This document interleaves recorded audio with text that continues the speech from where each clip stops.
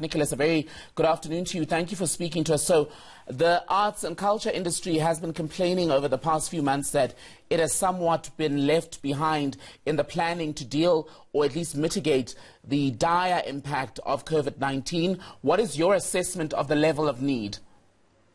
Well, first, it's a very unfortunate situation that we all find ourselves, I think, all over the world. And we really, from SAMRO's side, want to commend the work that's been done by government. Two is, yes, I think there could be a little bit more that could be done, particularly for what I call the often neglected music and arts industry. And yes, we have noticed that the Department of Sports, Arts and Culture has obviously put out there that they are prepared to assist and people needed to apply. But unfortunately, the process has been a little bit long and many people still don't know how to go about to access the relief fund. But what we've done from our side, Thembekile, from SAMRO, two things. One, I think we want to take this opportunity to really thank some of the landlords, the financial institutions who really have heeded our call when we've asked them not to evict some of the musicians, from their places, particularly when they could not meet some of their financial obligations.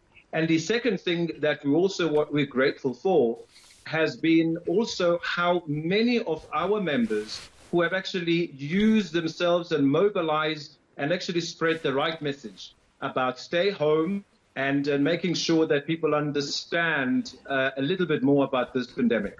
And one of the criticisms that you faced as SAMRO is around the non-payment or delay in the payment of royalties to musicians, songwriters and the like. I know you're saying that in the first quarter of this year you so far paid around, I think, 200 million rand. Yes, that's the figure that you've paid.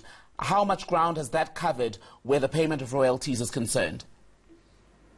Well, I guess sometimes, we've inherited a SAMRO, with a couple of challenges. But I think what you've mentioned in terms of these issues where people are not paid, that's a thing of the past.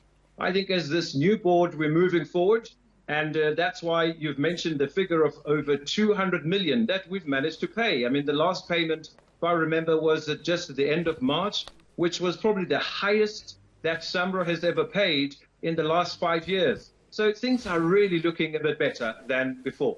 And music distribution, realistically, all over the world is changing. People are downloading more. People are buying less albums. They're preferring singles, for example. A lot of artists in South Africa and the rest of the world now dependent on money from live performances. Those aren't going to happen for a while, at least not in the traditional sense.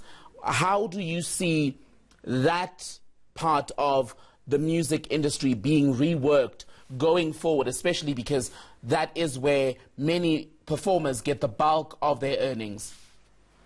So two things. Since the 15th of March, when I think the lockdown was sort of announced by the president, and of course with the banning of the gathering, of course, which then has impacted mostly, people in our industry.